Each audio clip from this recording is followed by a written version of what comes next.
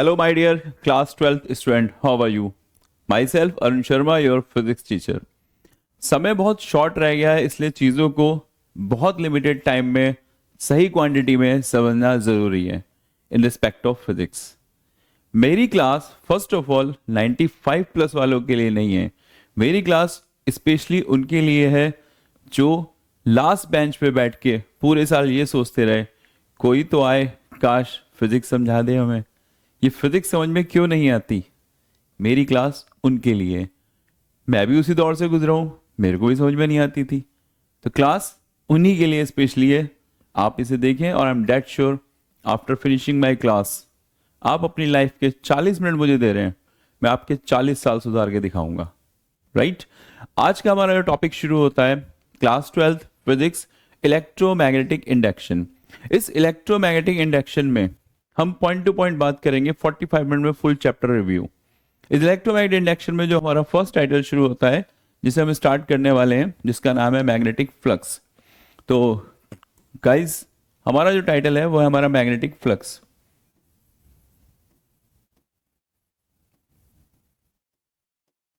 Magnetic flux. The first part is that what about the formula of magnetic flux? The basically formula of magnetic flux is phi is equal to BA cos theta, in where phi represent the magnetic flux, B is represent the magnetic field, A represent the area, and theta is the angle between the magnetic field and the area vector. How can you say that? Basically, magnetic flux, as per the definition, it is a line of force passing through per unit area perpendicularly. What I'm saying, for example, that is the direction of magnetic field. That is the direction of magnetic field. And now, I will be placed my object just perpendicular with the direction of magnetic field. Just like that. Suppose my hand, ये मेरा हाथ, ये वो object जिसे मुझे कैसे रखना है, परपेंडिकुलर, लाइक दिस. राइट. तो suppose right now your object place just perpendicular with the direction of magnetic field. This is your object जो कैसे रखा है, मैग्नेटिक फील्ड के perpendicular. Now where is the line of force? Line of force which is just passes always perpendicular with the line of force. What is this? Magnetic line of force which is always passes just perpendicular to the surface. It means basically object रखा तो मेरा perpendicular है, but area vector कहाँ जा रहा है मेरा, वो जा रहा है surface के perpendicular. It means the angle between the magnetic field intensity and area vector ये हुआ 0 डिग्री. बेशक ऑब्जेक्ट परपेंडिकुलर रखा, बट फिर भी मेरे पास मैग्नेटिक फील्ड की डायरेक्शन और एरिया वेक्टर की डायरेक्शन के बीच का एंगल कितना शो हो रहा है, एज पर डेफिनेशन 0 डिग्री. तो व्हाट आई एम सेइंग, आपको एक फॉर्मूला यूज करना है जिसमें आपको ये थीटा निकालने के लिए कॉन्सेप्ट ध्यान रखना है. Theta basically is equal to 90 minus five. What about the means of five? Five is the angle जिसमें आपने ऑब्जेक्ट को मैग्नेटिक फील्ड में रखा है. आपने ऑब्जेक्ट को मैग्नेटिक फील्ड में 30 डिग्री पे रखा है. It means theta is 90 minus 30, it means 60. Is it clear? सीधा सीधा फंडा, जितने ऑब्जेक्ट पे एंगल रखा हो उसे 90 में से कर लो माइनस, वही होता है थीटा. तो आपको मैग्नेटिक फ्लक्स के बारे में वन शॉट में फिर से क्या मालूम पड़ा? Basically it is a line of force passing through per unit area, and what are the formula of flux is BA cos theta. Whole chapter जो हमारा चैप्टर इलेक्ट्रोमैग्नेटिक इंडक्शन है, डिजाइन फॉर दिस, वो इसी के ऊपर based है. Means Faraday ने 2 laws दिए थे जिन पे हमें डिस्कशन करना है, right? First law and second law. उसमें उन्होंने फर्स्ट लॉ में बताया था when ever the flux change induce EMF generate in a coil. जब भी फ्लक्स चेंज होगा EMF इंड्यूस होगा, और वो जो EMF इंड्यूस हो रहा है वो किसकी वजह से हो रहा है? फ्लक्स चेंज की वजह से. और फ्लक्स किस किस रीजन से चेंज हो रहा है? मैग्नेटिक फील्ड के वेरिएशन से, एरिया के वेरिएशन से, या फिर थीटा यानी कि रोटेशनल जो ऑब्जेक्ट है उसके वेरिएशन से, ओरिएंटेशन के वेरिएशन से. यहां पे मस्ट बी रिमेंबर फ्लक्स को चेंज करने वाले 3 फैक्टर हैं, मैग्नेटिक फील्ड, एरिया और थीटा. थीटा क्या था? Angle between the magnetic field intensity and area vector. Means ये एंगल जो चेंज हो रहा है। पूरे चैप्टर में इन्हीं तीन चीज़ों को वेरी करते हुए फ्लक्स में वेरिएशन बताया गया है और उस वेरिएशन से जनरेट होने वाले ईएमएफ के बारे में डिस्कशन हमें करना है, राइट। तो अब चलते हैं बहुत शॉर्ट करते हुए फैराडे के दोनों लॉज पर डिस्कशन करने, राइट। तो अब फर्स्ट ऑफ ऑल हम बात कर रहे हैं अपने फैराडे साहब के फर्स्ट लॉ के बारे में। तो what I am saying, Faraday's law, basically Faraday के दोनों लॉ, फर्स्ट लॉ और सेकंड लॉ क्या रिप्रेजेंट करते हैं। First law, Faraday's first law basically belongs to magnitude, किसको बिलोंग कर रहा है वो, magnitude of induce EMF. Is it clear? First law से हमें क्या मिलता है, magnitude, and second law basically it should be belongs to direction of induce current. यहां पे आपको ये देखना है फैराडे के दोनों लॉज में से पहला लॉ क्या बताता है, ईएमएफ के मैग्नीट्यूड को, सेकंड लॉ क्या बताता है, इंड्यूस करंट की डायरेक्शन को। अब हम डिस्कशन करते हैं अपने दोनों लॉज पे। फर्स्ट लॉ, जिसको बेसिकली डिजाइन किसने किया था, न्यूमैन्स। ये एक साइंटिस्ट थे न्यूमैन्स, जिनका ये लॉ था। इन्होंने बताया था अपने इस लॉ में induce EMF, magnitude of induce EMF is directly proportional to rate change of flux. Induced EMF directly proportional to negative rate change of flux. Suppose coil has n turns, so your EMF is equal to n time of d phi upon dt. Is it clear? Induced EMF is equal to minus n d phi upon dt. The question is that how can we find the d phi, right? Suppose d phi हमें calculate करना है, तो how can you find the d phi, your value d phi किसके equal होता है, phi two minus phi one. Final flux कितना है और इनिशियल फ्लक्स कितना है, इसका difference. How can you find the phi one and phi two, phi two means to B two A two cos theta two, phi one stand for B one A one cos theta one. यहां पर delta phi यानी change in flux निकालने के लिए हमने formula use किया final flux change minus initial. Initial में आ रहा है B one A one cos theta one. What about the means of theta one, याद करो रूल जो शुरू में ही समझाया था, ऑब्जेक्ट जितने एंगल पे रखा हो उसे 90 में से कर लो माइनस, वही तो होता है theta.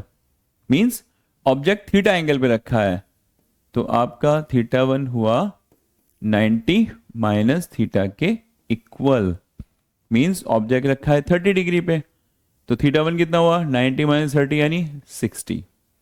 What about the theta two, theta two is equal to complete rotating angle, complete rotating angle means आपने ऑब्जेक्ट को जितने एंगल पे रोटेट किया। Suppose object place in magnetic field at angle 30 degree, right? And after some time you rotate, it should be 60 degree. आपका object magnetic field में कितने angle पे रखा था, 30 डिग्री पे, और थोड़ी देर बाद आपने इसको कितने डिग्री पे चेंज कर दिया, 60 डिग्री रोटेट कर दिया इसकी प्रीवियस पोजीशन से।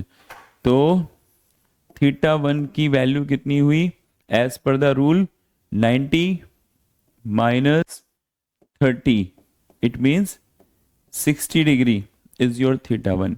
जो आपको थीटा वन लेना है, कितना लेना है, 61। And what about the theta to, complete angle. Is it clear? कहानी में ये ट्विस्ट आया कि ऑब्जेक्ट पहले रखा था हमारे पास स्टार्टिंग में 30 डिग्री पे, तो फर्स्ट एंगल कितना लेना चाहिए बाय द लॉ, मैंने आपको सिंपल की बताया था 90 minus theta, it means 90 minus 30 60 degree पहला angle. What about the next angle, theta two, पूरा एंगल जितना आपने रोटेट किया, कितना रोटेट किया आपने, 60 डिग्री, तो एंगल हो गया 60 डिग्री। तो वंस अगेन डी फाई निकालने के लिए, जरूरत क्यों पड़ी डी फाई निकालने के लिए, फिर से देखो हमारे पास पढ़ लेते हैं हम फैराडे लॉ, जिसमें फर्स्ट लॉ क्या था, जिसमें हम निकालते थे मैग्नीट्यूड। किसने दिया था ये लॉ, न्यूमैन्स ने। और क्या बताया था न्यूमैन्स ने अपने इस लॉ में, magnitude of induce EMF is directly proportional to negative rate change of flux. EMF कितना होता है, उसका वैल्यू डिपेंड करता है आपका रेट चेंज ऑफ फ्लक्स कितना है। कॉइल में नंबर ऑफ टर्न n है तो मल्टीप्लाई बाई n, तो ये हो गया minus N D phi upon D t, right. और ये डी फाई कैसे निकाला था, अभी एक्सप्लेन किया था। D phi is equal to phi two minus phi one, phi one B one A one cos theta one. How can you find the theta one, simply object जितने angle पे magnetic field में रखा हो 90 में से उसे कर लो minus, वही है आपका थीटा वन। ऑब्जेक्ट रखा है मैग्नेटिक फील्ड में 30 डिग्री पे, तो पहला एंगल हुआ 90 माइनस 30 यानी 60। What about the phi two, B two A two cos theta two. Theta two कैसे निकालते हैं, कंप्लीट रोटेटिंग एंगल, आपने उसको 30 डिग्री पे रख के आफ्टर सम टाइम 60 डिग्री पे रोटेट किया, तो सेकेंड एंगल कितना हुआ 60 डिग्री। इज इट क्लियर, ये कॉन्सेप्ट सबको पल्ले पड़ा, डी फाई कैसे करना है। नाउ अब हम यूज करते हैं इसको आगे। जब हमें डी फाई कैलकुलेट करना सीख लिया हमने, तो अगला क्या, नेक्स्ट क्या, ईएमएफ निकला ना। ईएमएफ मतलब लाइक अ पोटेंशियल, और अगर सर्किट क्लोज हो तो क्या पास होगा उसमें, करंट। उस करंट का फॉर्मूला क्या हुआ, करंट के फॉर्मूले की अगर हम बात करें तो simply I stand for, current की वैल्यू बात कर रहे हैं, क्या फॉर्मूला होता है, EMF upon resistance, simply Ohm law की तरह, I is equal to V upon R. What about the value of E, minus N D phi upon D T divided by R. क्या आया ये आपके पास, ये आपके पास आ गया आपका इंड्यूस करंट। इसी की डायरेक्शन के लिए लेंज ने लॉ दिया था, राइट। सपोज मेरे को इंड्यूस करंट आया तो चार्ज भी तो होगा भाई, इंड्यूस चार्ज निकालना हो तो Q is equal to I T.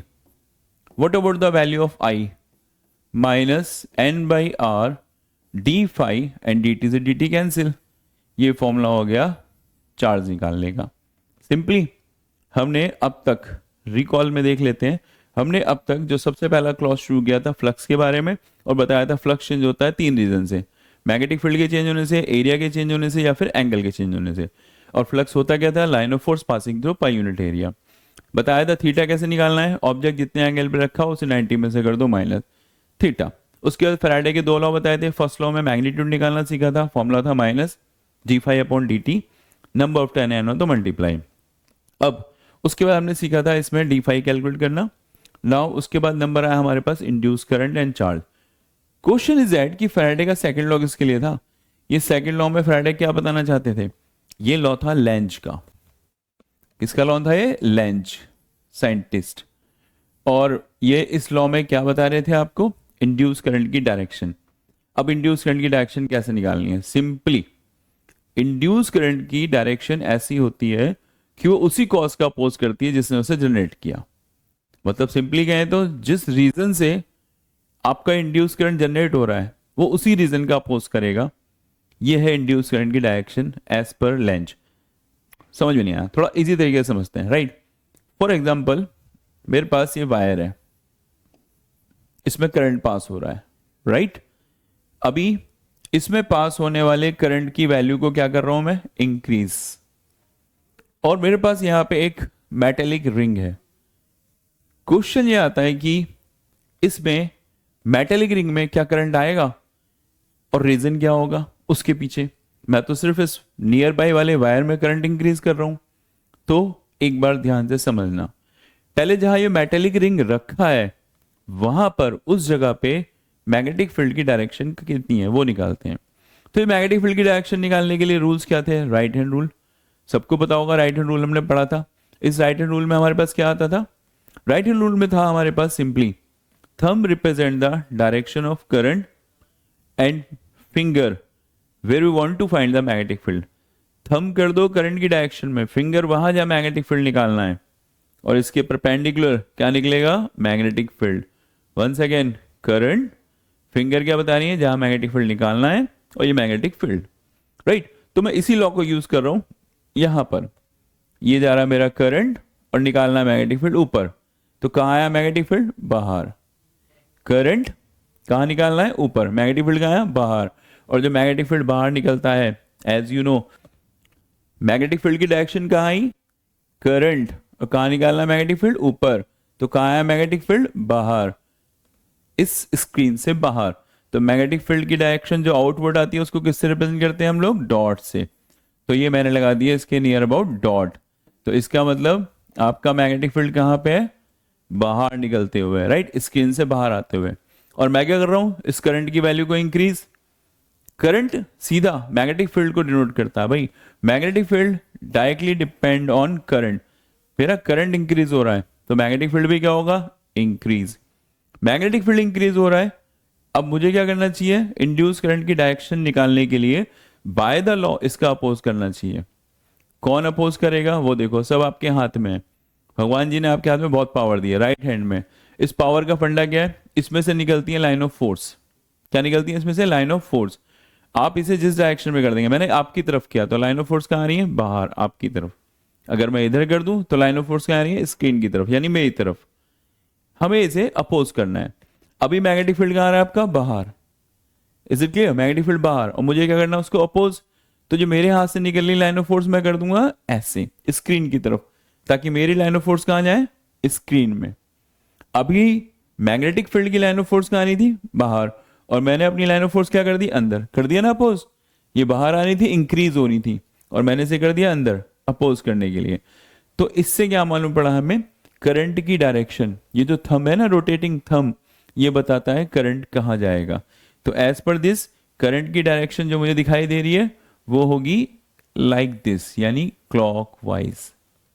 Is it clear? Clockwise. इसी का एक दूसरा एग्जांपल लेके चलते हैं फटाफट से इंड्यूस करंट की डायरेक्शन को निकालने के लिए। सपोज इसी करंट की वैल्यू को मैं डिक्रीज कर रहा होता, अब क्या होगा भाई? करंट की वैल्यू को मैं कर रहा हूं डिक्रीज, मतलब करंट मेरा कम हो रहा है। तो बाहर आने वाली लाइन ऑफ फोर्स भी मैग्नेटिक फील्ड कम होने की वजह से कम होता जा रहा है फ्लक्स। ये फ्लक्स डिक्रीज हो रहा है, मुझे क्या करना है? इसे इंक्रीज। कैसे इंक्रीज करूंगा भाई? अभी मैग्नेटिक फील्ड बाहर आते हुए कम पड़ रहा है, थोड़ा सा आशीर्वाद दे दो, बच्चा फेल होने वाला है क्योंकि बाहर निकल रहा है। लाइन ऑफ फोर्स वो कम हो रहा है, मैंने हाथ रख दिया बाहर। इसकी लाइन ऑफ फोर्स कम हो रही थी, मेरे हाथ से भी लाइन ऑफ फोर्स निकली, दोनों एडजस्ट हो गई। जो कम हो रही थी वो मेरे हाथ से निकलने वाली लाइन ऑफ फोर्स की वजह से प्लस हो गई। तो अभी क्या दिखाई दिया? थंब कहाँ जा रहा है मेरा? ऐसे, लाइक दिस। ये डायरेक्शन किसको बता रही है? इंड्यूस करंट को। तो इस बार इंड्यूस करंट चल रहा होगा anti clockwise. Got it my point? अगर फ्लक्स ज्यादा हो रहा है तो आप उसे कम कर दो। पहले केस में करंट ज्यादा हो रहा था, फ्लक्स ज्यादा हो रहा था, मैंने उसे कम कर दिया, करंट गया मेरा क्लॉकवाइज। दूसरे केस में करंट कम हो रहा था, फ्लक्स कम हो रहा था, मैंने क्या करा? उसी डायरेक्शन में ज्यादा कर दिया फ्लक्स, तो मेरा करंट गया एंटी क्लॉकवाइज। तो इस तरीके से हम इंड्यूस करंट की डायरेक्शन को निकाल सकते हैं। Got it? नाउ इसका यूज क्या है, करना क्या है एक्चुअल में? अब चलते हैं हम अपने नेक्स्ट फ्लॉस की तरफ। हम बात करते हैं फ्लक्स में होने वाले वेरिएशन से जनरेट होने वाले ईएमएफ की। तो इस चैप्टर के अंदर इंड्यूस ईएमएफ को कैलकुलेट करने के अलग अलग एग्जाम्पल दिए गए हैं, अलग अलग तरीके दिए गए हैं। जिसमें मैं बात कर रहा हूं पहले केस की, जिसमें हम एरिया में होने वाले वेरिएशन की वजह से देखेंगे कैसे फ्लक्स में वेरिएशन आता है। केस 1, ये हमारा फर्स्ट केस। अब इस केस में बी केयरफुल, मजा आने वाला है, क्योंकि ये चारों पांचों केस समझ जाओ 100% एग्जाम में आए हुए पड़े हैं। अगर आपने यहां 10 मिनट स्पेंड कर लिए तो आपके 10 मार्क्स तो अपने आप इंक्रीज हो गए, राइट? कैसे? एक एग्जांपल से समझाता हूं इस कंडीशन को। ये मेरे पास एक ट्रेल कहां पे अवेलेबल है? ये मैग्नेटिक फील्ड में इज यूनिफॉर्म मैग्नेटिक फील्ड, और ये यूनिफॉर्म मैग्नेटिक फील्ड कहां है? इनसाइडेड, क्योंकि मैंने क्या लगा रखा है इस पे? क्रॉस। इस वक्त क्या दिखाई दे रहा है मुझे? एक यूनिफॉर्म मैग्नेटिक फील्ड जो कहां मूव कर रहा है? Inside, right? और क्वेश्चन ये है कि अगर मैं इसमें एक कंडक्टर रख दूं, सपोज भाई एक कंडक्टिंग रॉड, और उसको मूव कराऊं तो क्या होगा? ये रही मेरी एक कंडक्टिंग रॉड, मेटल की कंडक्टिंग रॉड है, और ये रॉड कंटिन्यूसली v स्पीड से मूव कर रही है। ये कंटिन्यूसली v स्पीड से मूव कर रही है। आफ्टर सम टाइम रॉड पहुंची यहां पर, ये इसकी सेकंड पोजीशन है रॉड की। रॉड हमारा यहाँ फर्स्ट पोजीशन में था और ये सेकंड पोजीशन में। इस रॉड का लेंथ कितना है? Suppose L। कितना डिस्प्लेस हो चुका है अब तक? Suppose dx। बात करते हैं फ्लक्स में वेरिएशन आया या नहीं, और आया तो क्यों आया? फ्लक्स को कैलकुलेट करने का फॉर्मूला क्या था? B A cos theta. पहले बात करते हैं बी। मैग्नेटिक फील्ड बदला? नहीं, वो तो यूनिफॉर्म था। एरिया चेंज हुआ? यस। ये जो रॉड पहले फर्स्ट स्टेज में थी, इसने जो एरिया कवर कर रखा था वो था इतना, राइट? और जब ये रॉड पहुंची सेकंड स्टेज में, तो जो इसने एरिया कवर कर रखा था वो था इतना। वेरिएशन कितना आया? ये है आपका एरिया जो वेरी हुआ, और एरिया वेरी हुआ है, इसका मतलब फ्लक्स तो चेंज होगा, और फ्लक्स चेंज होगा, ईएमएफ भी आएगा, करंट भी आएगा, उसकी डायरेक्शन भी निकालनी पड़ेगी, राइट? तो सबसे पहला काम, फ्लक्स चेंज हुआ एरिया की वजह से, तो हम उस फ्लक्स को ही निकालते हैं। How can you find the flux? As per the rule D phi, मतलब change in flux, is equal to phi two minus phi one. Phi two formula भी बताया था, बी ए कॉस थीटा। आपने बताया बी चेंज नहीं हुआ, वो तो यूनिफॉर्म था। क्या इसका एंगल चेंज हुआ? एंगल कितना था भाई? Main question. मैग्नेटिक फील्ड कहां है? अंदर। एरिया वेक्टर कहां आता है? सरफेस के परपेंडिकुलर। दिख रही है ना सरफेस? ये आया इससे निकलता हुआ एरिया वेक्टर बाहर। स्क्रीन से टीवी देखो तो बाहर लाइट आती है ना, तो सेम एरिया वेक्टर कहां आ रहा है? बाहर। और आपका मैग्नेटिक फील्ड कहां आ रहा है? अंदर। मैग्नेटिक फील्ड और एरिया वेक्टर के बीच में कितना एंगल बन रहा है? 180, क्योंकि बोथ आर अपोजिट। और ये 180 चाहे जब वो फर्स्ट कंडीशन में कंडक्टर था तब, या वो सेकंड कंडीशन में था तब, सेम ही रहा। तो cos 180 की वैल्यू में कोई वेरिएशन नहीं आया। वेरिएशन किस में आया? एरिया में। और वो एरिया कैसे निकालूंगा भाई? ये देखो रेक्टेंगुलर शेप, कितना हुआ formula? L into D X. तो change in area is L into D X. Now D phi की वैल्यू हमारे पास तैयार हो गई। cos फाई की वैल्यू कितनी होती है? cos 180। cos 180 कितना होता है? जवाब नहीं आया। अच्छा, cos 180 माइनस वन, तो ये हो गया हमारे पास minus B L D X. क्या निकाला मैंने? D phi. बट मुझे इसे क्या करना चाहिए? Differentiate. Now differentiate with respect to time is D phi upon D T minus B L D x upon D t. क्या आप में से कोई मुझे बताएगा ये d phi upon D t जो मैं निकाल रहा हूं, इसका यूज क्या है? यस, इसका यूज है इंड्यूस ईएमएफ कैलकुलेट करने में। अच्छा, what about this D x upon D T? Displacement upon time. क्या होता है ये? वेलोसिटी। डिस्प्लेसमेंट अपॉन क्या होता है? वेलोसिटी। तो d phi upon D t कितना है? Minus B L V. अब तो समस्या खत्म, मजा आ गया। इंड्यूस ईएमएफ का फॉर्मूला था minus D phi upon D t. Number of turn तो वन ही है, उठा के रख दो, minus minus plus B L V. ये आपका केस वन, जिसमें आपने देखा एक कंडक्टिंग रॉड मैग्नेटिक फील्ड में मूव कर रही है और उससे एरिया में वेरिएशन आ रहा है, और एरिया वेरिएट होने से फ्लक्स चेंज हो रहा है, और वो फ्लक्स जो चेंज हो रहा है उसकी वजह से कितना ईएमएफ जनरेट हो रहा है। एक बार देख लो अच्छे से, क्या फॉर्मूला है? B L V. Is it clear? मजा नहीं आया? ओके, नाउ अब हम डिस्कशन करते हैं अबाउट द सेकंड केस। ये बहुत इंपॉर्टेंट है कि आपको एक एक पॉइंट क्लियर होना जरूरी हो। केस टू में मेरे को क्या करना है भाई? केस टू में मुझे क्या करना है?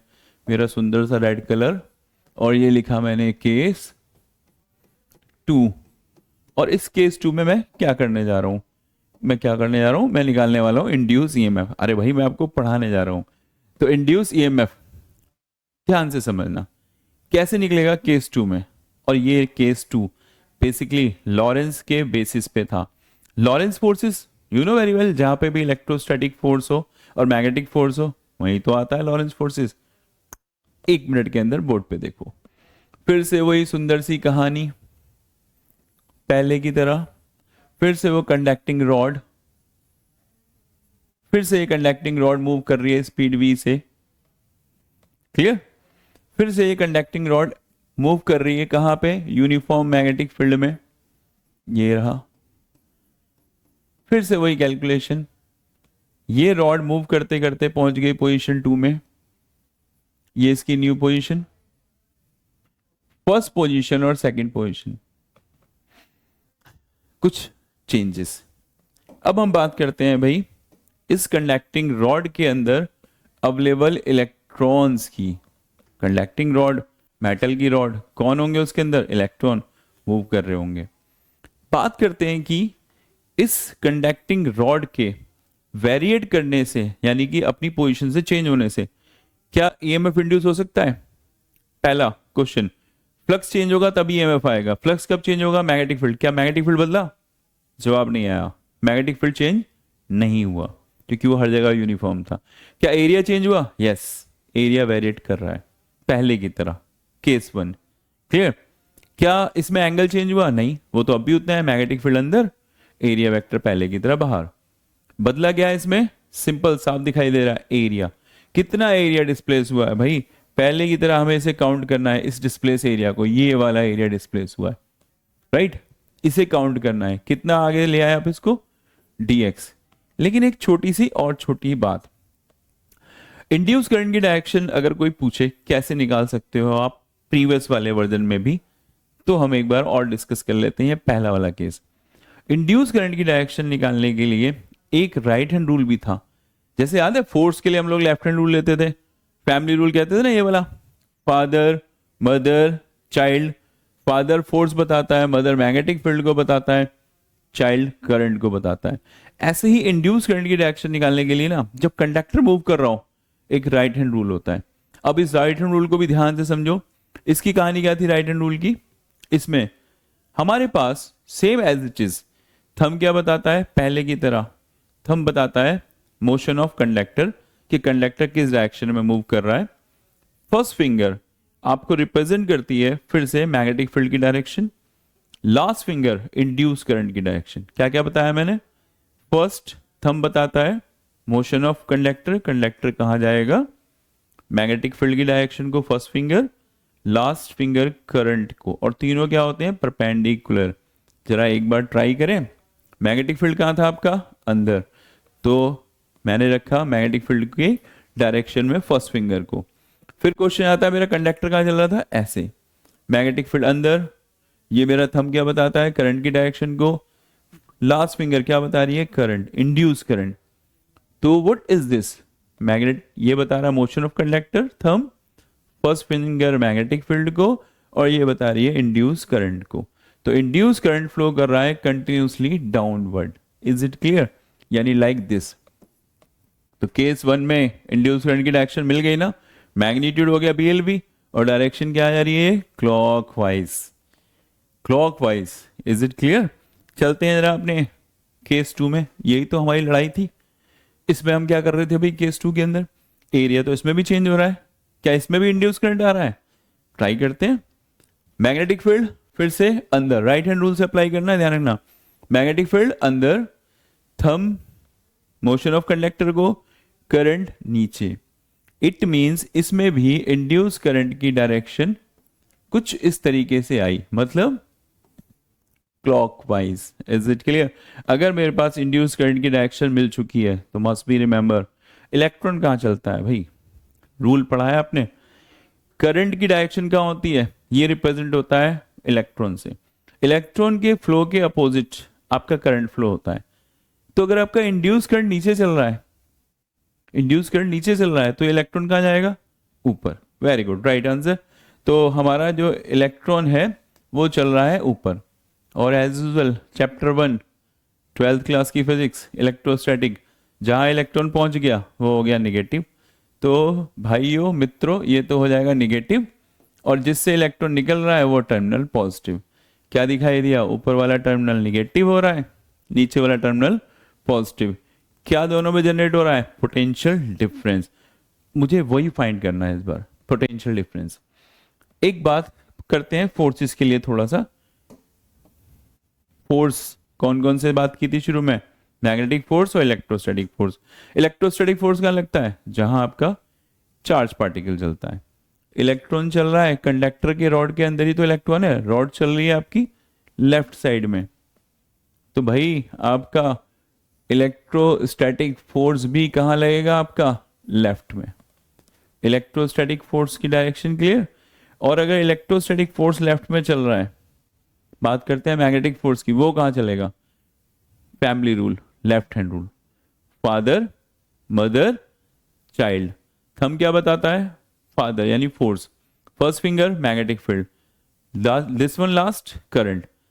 देखो गौर से, लेफ्ट हैंड रूल से लेफ्ट राइट पता है ना, राइट से खाना खाते हो, लेफ्ट तो समझ जाओ फिर। अब ये हो गया मैग्नेटिक फील्ड अंदर जा रहा है मेरे पास, और ये हो गया मेरा इंड्यूस करंट नीचे।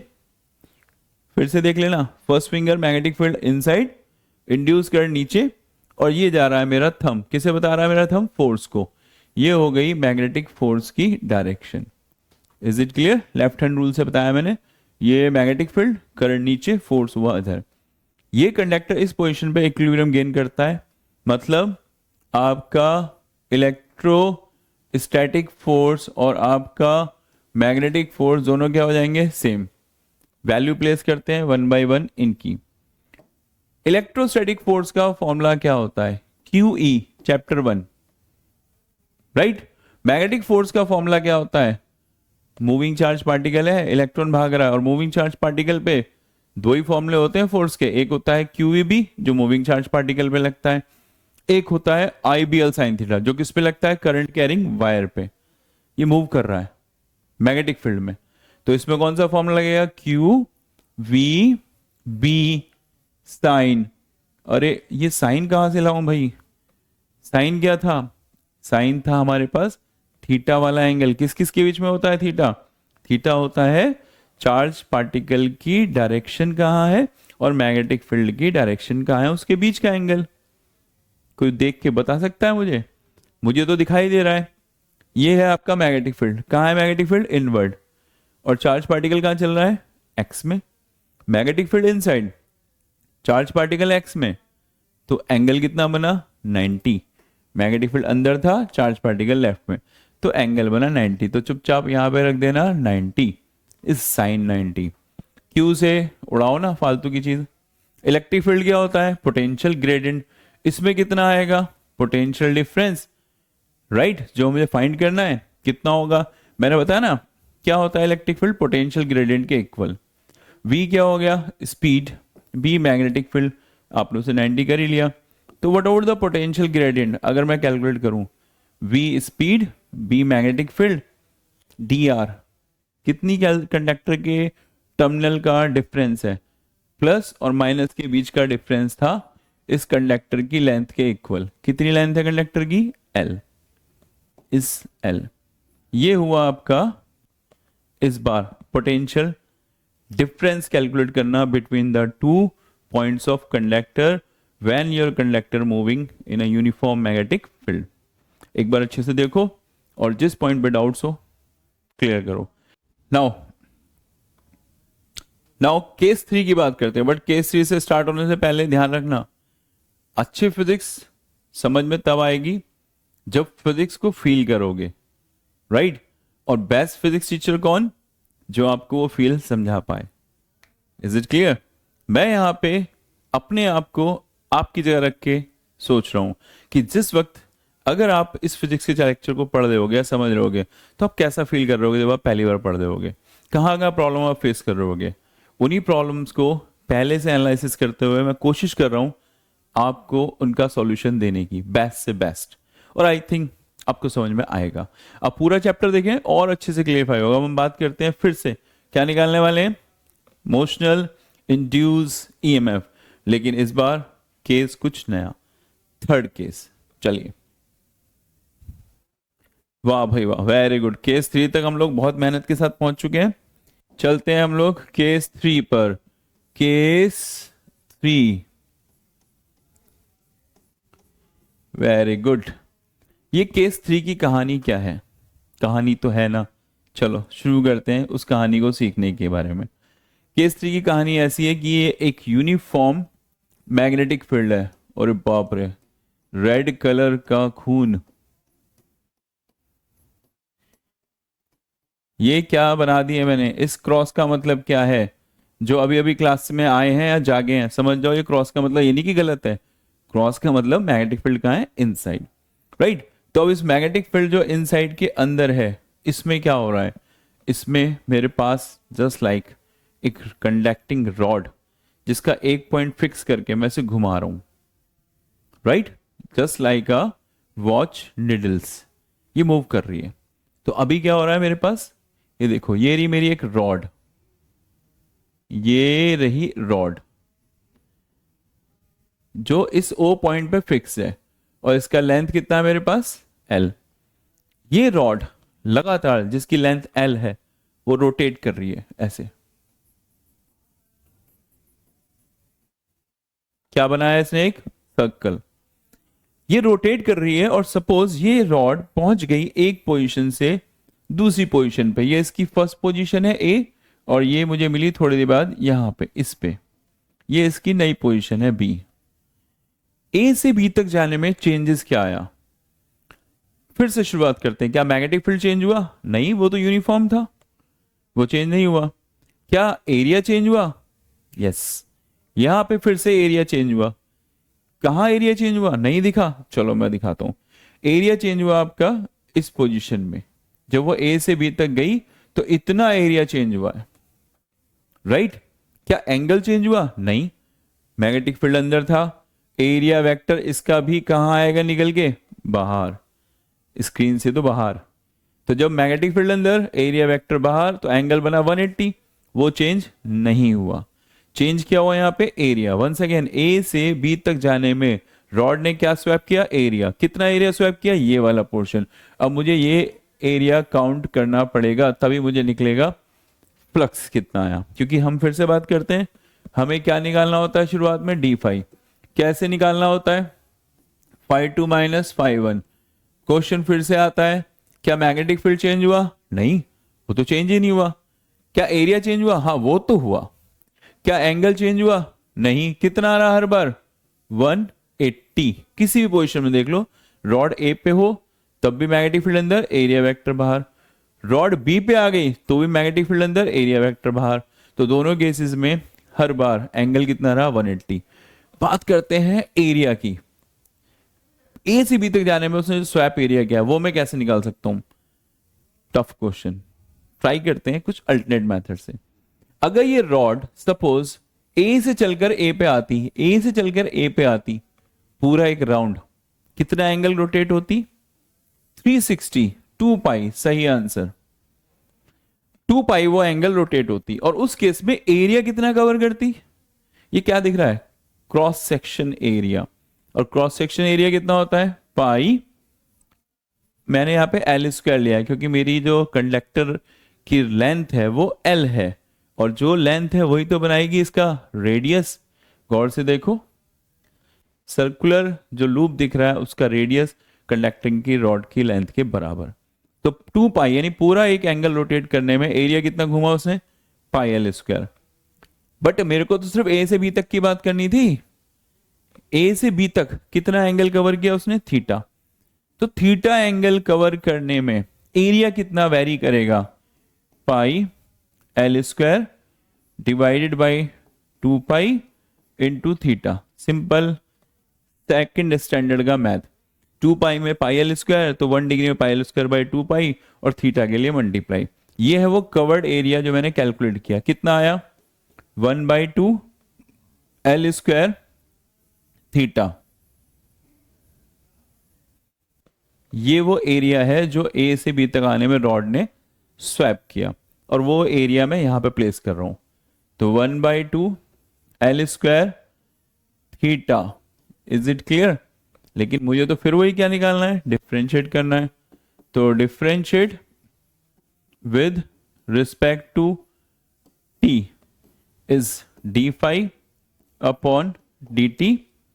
B as it is, 1/2 as it is, L square as it is, cos 180 -1 होता है, लगा दिया, और ये हो गया डिफ्रेंशिएट करने पे D theta upon D T. Is it clear? Simple. तो what about this D phi upon D T minus 1/2 B L square, ये क्या था भाई? Angular displacement upon time.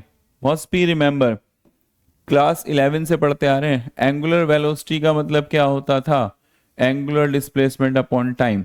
It means हम इसको किस में कन्वर्ट कर सकते हैं? हम इसे ओमेगा में कन्वर्ट कर सकते हैं. और ओमेगा क्या है मेरे पास? Angular velocity. Is it clear? फिर से मेरे पास D phi upon D T आया है, यानी फ्लक्स चेंज. वो कितना आ रहा है? 1/2 B L square omega. Question है, एक रोटेटिंग रॉड जो मैग्नेटिक फील्ड में एक फिक्स पॉइंट पे घूम रही थी. बोर्ड में 100% आया हुआ क्वेश्चन होता है, 100%. आप इसको बहुत अच्छे से ध्यान रख के चलें. D phi upon D T का करना क्या? मुझे तो इंड्यूस ईएमएफ निकालना था. इंड्यूस ईएमएफ का formula minus D phi upon D T, value place करो, minus minus plus 1/2 B L square omega. That is your another formula for finding the induce EMF. But case भी अलग है. Case number 3, most important. Watch.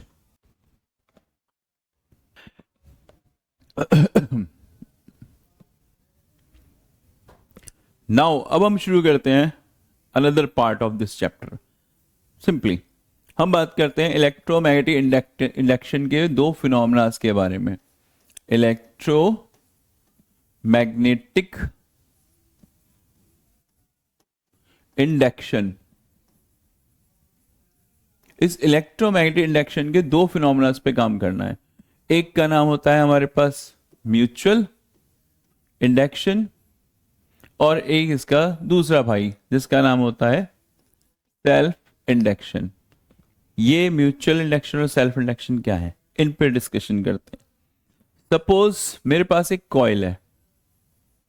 This is my coil. सुंदर सी battery लगी हुई है, on off की लगा हुआ है. ये रही.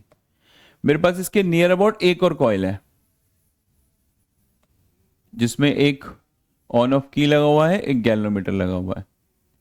There's two coils. इसमें नंबर ऑफ टर्न N1, इसमें नंबर ऑफ टर्न N2. अभी क्या करना है? मैं अपनी प्राइमरी कॉइल में करंट की वैल्यू को, जो इसमें पास हो रहा है करंट I1, इसको मैं चेंज कर रहा हूं. चेंज कर रहा हूं मतलब या तो मैं इसे इंक्रीज कर दूंगा या फिर जितना करंट है उससे डिक्रीज कर दूंगा. बट करंट की वैल्यू वेरी करने से क्या फर्क पड़ेगा? Just like behave a solenoid. ये भी तो एक सोलेनॉइड है. एक पोल नॉर्थ है, एक पोल साउथ है. इसमें से क्या निकल रही है भाई? Same as on magnetic field lines. जब मैं करंट की वैल्यू को इंक्रीज करूंगा तो क्या होगा? करंट की वैल्यू को इंक्रीज करने से इससे निकलने वाली लाइन ऑफ फोर्स भी उसी फ्लो में ज्यादा एरिया कवर करते हुए ज्यादा स्ट्रेंथ में निकलेंगी. और अगर मैंने करंट की वैल्यू को डिक्रीज किया तो यहां से निकलने वाली लाइन ऑफ फोर्स भी उसी फ्लो में डिक्रीज हो जाएंगी. और लाइन ऑफ फोर्स के इंक्रीज या डिक्रीज होने से क्या होगा भाई? इस सेकेंडरी कॉइल में फ्लक्स चेंज हुआ. फ्लक्स चेंज हुआ तो फैराडे ने कहा है इंड्यूस ईएमएफ आया. इंड्यूस ईएमएफ आया तो लेंज ने बताया इंड्यूस करंट आया. और इंड्यूस करंट आया तो उसकी डायरेक्शन निकालो ना. हुआ क्या? यहां पे दो कॉइल्स जो नियर बाय प्लेस थी, उसमें से एक कॉइल में मैंने करंट की वैल्यू को इंक्रीज या डिक्रीज किया और उसके अकॉर्डिंग सेकेंडरी कॉइल में फ्लक्स चेंज हुआ और उससे इंड्यूस करंट जनरेट होना शुरू हुआ, क्योंकि फ्लक्स चेंज हो रहा है ना. और वो इंड्यूस करंट की डायरेक्शन क्या होगी? Always oppose the changes in main coil. Main coil में करंट की वैल्यू में होने वाले चेंजेस का अपोज करेगी. फॉर एग्जाम्पल, मैंने अगर करंट की वैल्यू को इंक्रीज किया होता तो मेरा इंड्यूस करंट कहां था? मेरा इंड्यूस करंट चलता है इसके अपोजिट. ये किसकी डायरेक्शन है? इंड्यूस करंट की. वो उसे अपोज करता. बट मैंने करंट की वैल्यू को अगर डिक्रीज किया होता तो करंट की वैल्यू को डिक्रीज करूंगा तो भाई इंड्यूस करंट कहां चलेगा? वो चलेगा इसकी डायरेक्शन में. ये कब? जब करंट की वैल्यू को डिक्रीज कर रहा हूं. तो क्या समझ में आया? प्राइमरी कॉइल में करंट की वैल्यू को वेरी करने से सेकेंडरी कॉइल में फ्लक्स चेंज होता है और इंड्यूस करंट आता है. और वो इंड्यूस करंट की डायरेक्शन ऐसी होती है, उसी कॉज का अपोज करती है जिन्होंने जनरेट किया. आपने कॉइल में करंट ज्यादा इंक्रीज किया, इंड्यूस करंट अपोज करेगा. आपने कॉइल में करंट चेंज किया कम, करंट की वैल्यू डिक्रीज की तो इंड्यूस करंट चलेगा उसकी डायरेक्शन में, ताकि उसे कम भी ना होने दे। ना तो जीने ही देगा ना मरने ही देगा, राइट, ना तो कम ही होने देगा ना ज्यादा, बैलेंस करने की कोशिश करेगा। ये है आपके इंड्यूस करंट की डायरेक्शन। और ये जो फिनोमेना है जिसमें हम देखते हैं whenever the two coil place to near by each other, जब दो कॉइल पास पास रखी हो, और if we change the current in the primary coil, और हम प्राइमरी कॉइल में करंट चेंज करें तो induce current generate in the secondary coil. इस फिनोमेना का नाम है म्यूचुअल इंडक्शन। अब क्वेश्चन आता है कि म्यूचुअल इंडक्शन की वैल्यू कितनी होती है भाई। इसकी हर एक टर्न में फ्लक्स चेंज होगा। सपोज आपने करंट की वैल्यू I1 चेंज की और हर एक टर्न में कितना फ्लक्स चेंज हुआ, phi2, तो टोटल फ्लक्स कितना आया, N2 phi2, जो किस पे डिपेंड करेगा, प्राइमरी कॉइल में होने वाले करंट चेंज पे। यहां पे आता है एक कांस्टेंट जिसको हम बोलते हैं M। क्या नाम है इसका, coefficient of mutual induction, coefficient of mutual induction, right. अब कोफिशिएंट ऑफ म्यूचुअल इंडक्शन तो आ गया, फ्लक्स भी चेंज हुआ, तो क्या ईएमएफ जनरेट हुआ, हाँ भाई ईएमएफ जनरेट हुआ। उस ईएमएफ का फॉर्मूला क्या होगा, E2 इज इक्वल टू होता है माइनस एन डी फाई, यानी सेकेंडरी कॉइल में है तो phi2 अपॉन dt। मैं क्या करने वाला हूं, बस N2 phi2 की वैल्यू को ऊपर से पिक कर रहा हूं। ये N2 phi2 की वैल्यू कितनी है मेरे पास, Mi1 रख देता हूं, तो E2 is equal to minus M d I1 upon dt। ये क्या जनरेट हुआ मेरे पास, इंड्यूस ईएमएफ। एक बार फिर से देखो, यानी करा क्या अब तक, प्राइमरी कॉइल में करंट I1 चेंज किया था, सेकेंडरी कॉइल में N2 टर्न थे, हर एक टर्न में फ्लक्स चेंज हो रहा था phi2, तो N2 phi2 is the total flux change in a secondary coil which is depend on the current change in primary coil, I1 पे डिपेंड कर रहा था। N2 phi2 is equal to एक constant आया M, उसको क्या बोलते हैं, कोफिशिएंट ऑफ म्यूचुअल इंडक्शन। इसमें E2 कैसे निकाला, क्योंकि सेकेंडरी कॉइल में फ्लक्स चेंज हुआ है, ईएमएफ आना है, उसका फॉर्मूला हुआ E2 is equal to minus N2 d phi upon dt। मैंने N2 phi2 की वैल्यू जो Mi1 थी इसको प्लेस किया, तो M di1 अपॉन dt, मेरे पास इंड्यूस ईएमएफ का फॉर्मूला तैयार हुआ। क्वेश्चन ये कि सारी कहानी ठीक है, लेकिन ये M की डेफिनेशन क्या हुई, कोफिशिएंट ऑफ म्यूचुअल इंडक्शन की, ये M की डेफिनेशन क्या हुई भाई। अभी मैंने तो ये पढ़ाया E इज इक्वल टू जो आपने पढ़ा minus M d I1 upon dt, और मुझे कहा गया ये M की डेफिनेशन बताओ, M कितना हो रहा है भाई, E2 upon minus di upon dt। What I am saying, if I से, अगर मैं ये कहूं कि current change in a primary coil is negative 1 ampere per second, primary coil में नेगेटिव 1 एम्पेयर पर सेकेंड से करंट चेंज हो रहा है, तो M किसके इक्वल आया, E2। तो इस M की डेफिनेशन क्या बनी, M हुआ, M जिसको हम बोलते हैं coefficient of mutual induction, is defined as the induce EMF generate in secondary coil if the current change per unit time in a primary coil is negative 1 ampere per second. अगर आप primary coil में negative 1 ampere per second से current change कर रहे हो तो जो भी इंड्यूस ईएमएफ जनरेट हुआ वही तो है coefficient of mutual induction, right. इसी कोफिशिएंट ऑफ म्यूचुअल इंडक्शन का एक एप्लीकेशन आता है, find the coefficient of mutual induction due to two solenoid, दो सोलेनॉइड के बीच में, राइट। तो देखते हैं उसको।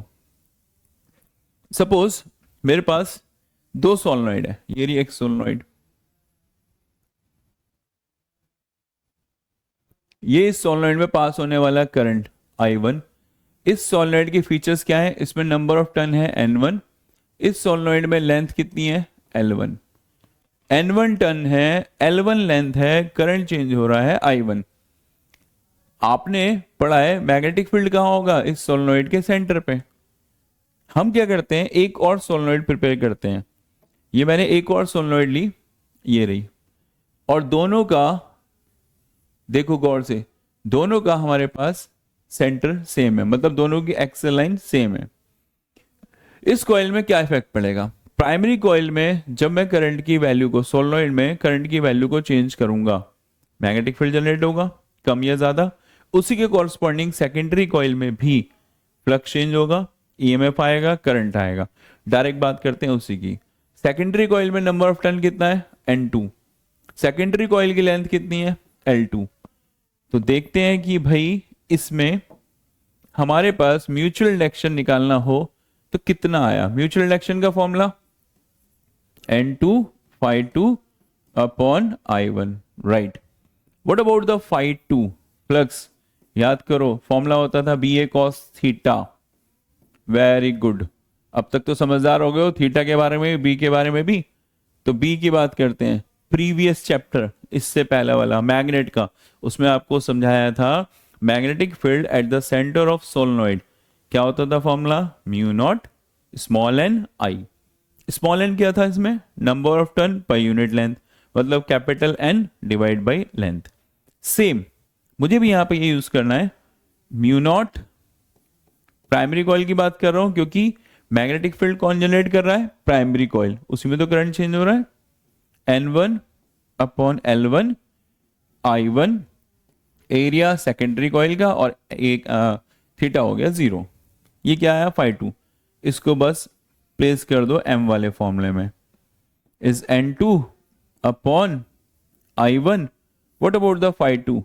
Mu naught N1 I1 A2 upon L1। Cancellation करो। M जैसे आप इसमें M की वैल्यू को कैलकुलेट करोगे, what about the M? Is N2 mu naught N1 A2 upon L1। Is it clear? Result क्या मिला? रिजल्ट ये मिला कि M is depend on product of number of turns. Solenoid के लिए always remember between the two solenoid self induction, जिसको हम बोलते हैं कोफिशिएंट ऑफ म्यूचुअल इंडक्शन, पहले उसी की बात करते हैं। कोफिशिएंट ऑफ म्यूचुअल इंडक्शन वो किस पे डिपेंड करता है? Product of number of turn. अब जब इतना कर लिया तो इसके भाई को क्यों छोड़ दें, जिसका नाम क्या है? Self induction. एक बार उस पर चलते हैं। ये था हमारा फर्स्ट स्लाइड, जिसमें म्यूचुअल तो बहुत अच्छे से आपने क्लियर कर ही लिया। सेल्फ में क्या होता है? देखो, single one coil,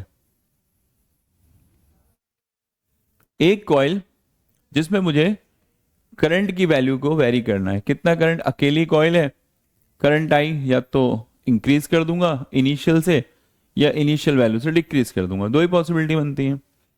number of turn N, length L। अभी क्या हुआ? अगर मैंने करंट की वैल्यू को चेंज किया तो भाई बाय द लॉ इससे भी तो जो फ्लक्स लाइंस निकलनी है उनमें वेरिएशन आना शुरू हो जाएगा, या तो ज्यादा हो जाएंगी या फिर कम हो जाएंगी, डिपेंड ऑन कॉइल में करंट कितना चेंज कर रहा हूं, इंक्रीज कर रहा हूं या फिर डिक्रीज कर रहा हूं। On behalf of this, suppose हर एक टर्न में जो फ्लक्स चेंज आ रहा है, सपोज वो आ रहा है N, तो टोटल फ्लक्स कितना हो गया? N5।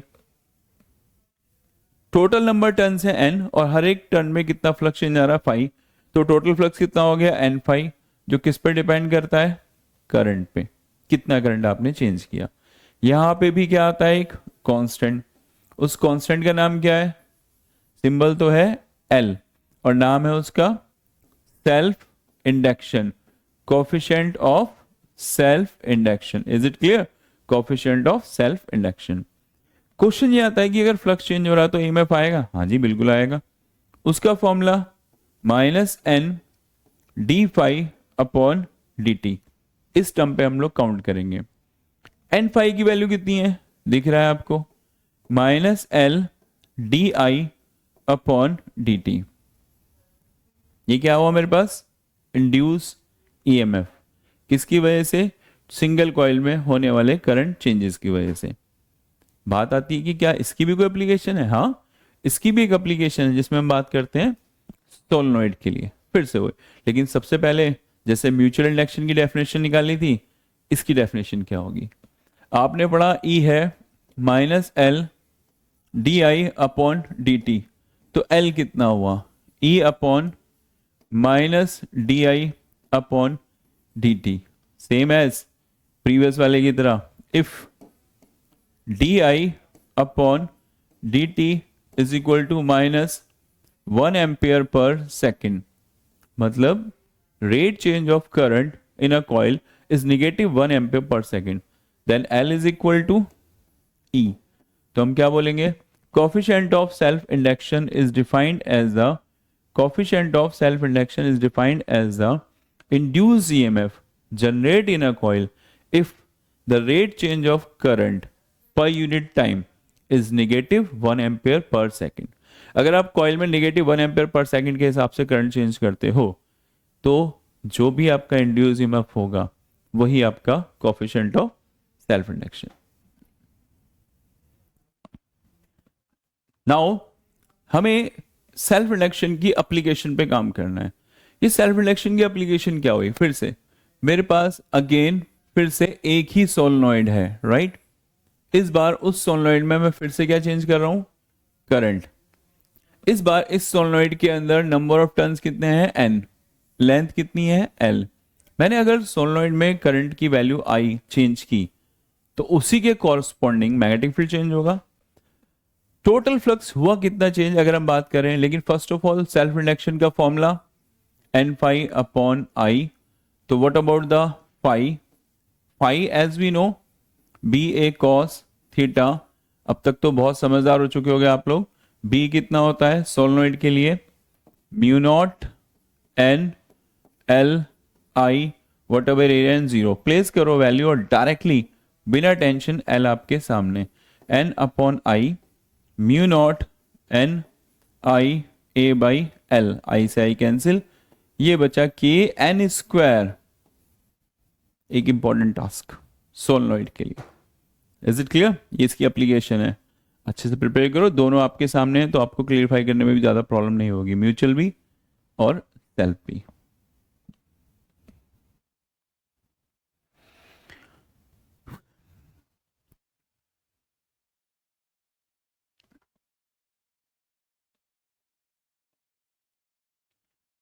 बात करते हैं केस 4 की।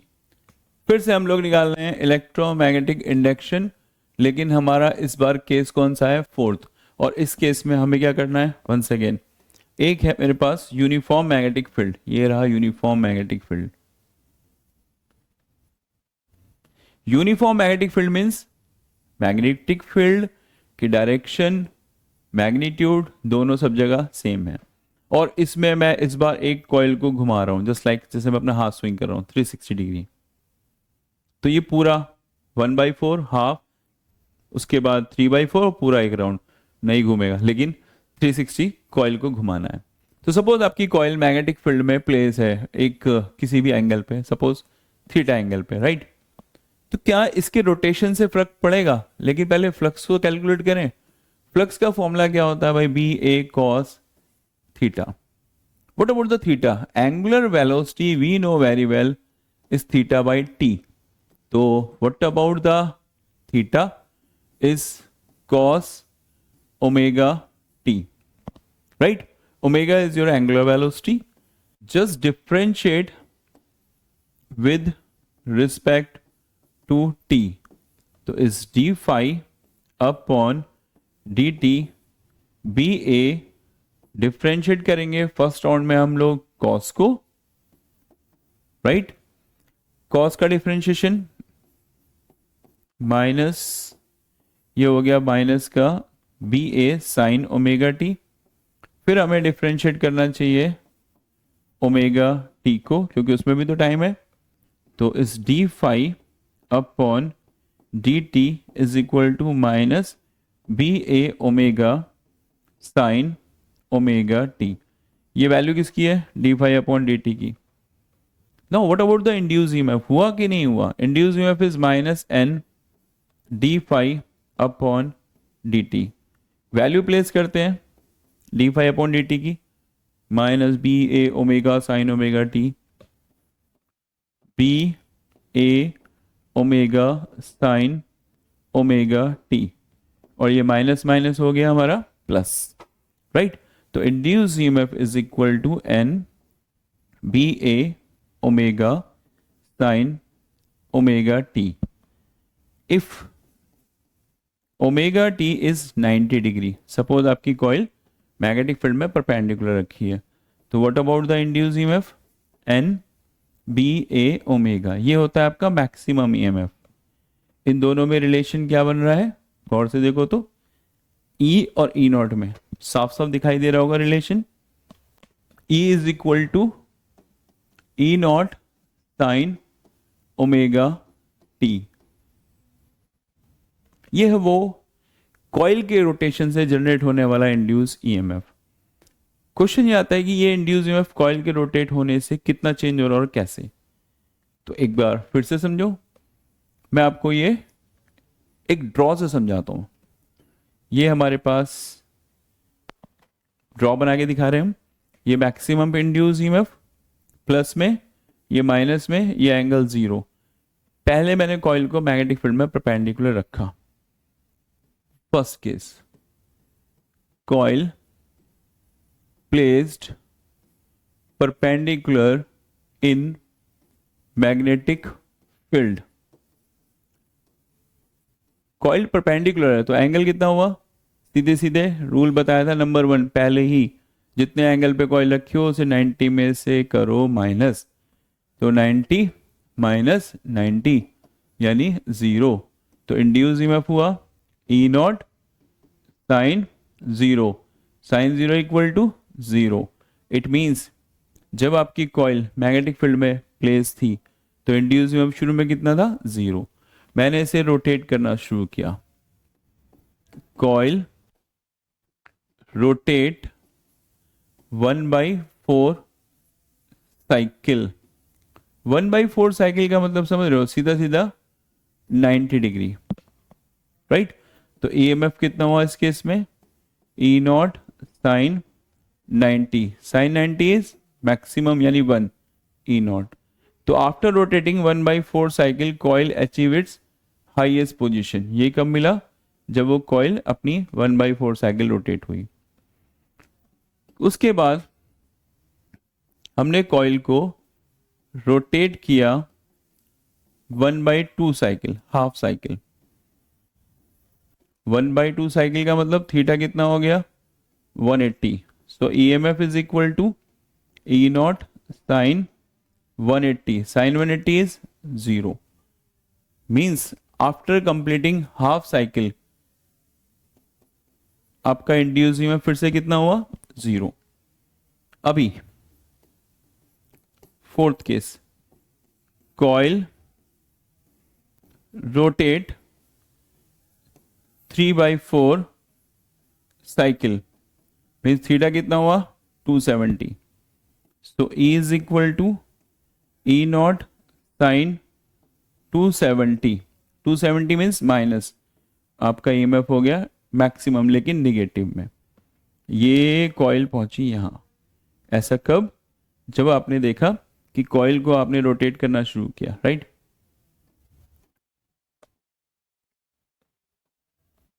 ये आपकी कॉइल अचीव हुई 3/4 साइकिल पे, right.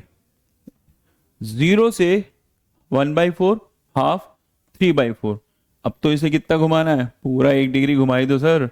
Last, coil rotate 1 cycle, theta हो गया 360. Induce EMF is E naught sine 360 मतलब 0. तो after completing 1 round your coil again achieve your initial value. तो यहां क्या दिख रहा है, कॉइल रोटेट हो रही है 1/4 साइकिल में वैल्यू मैक्सिमम पॉजिटिव, 1/2 साइकिल में वैल्यू 0 अगेन, 3/4 साइकिल में निगेटिव मैक्सिमम बट, और आफ्टर कंप्लीटिंग 1 साइकिल वो अपनी पोजीशन को अगेन रीगेन कर रही है with same magnitude and same direction. It means ये जो इंड्यूस ईएमएफ जनरेट हुआ इन दिस सिचुएशन, इसको बोलते हैं alternating induce EMF. Is it clear?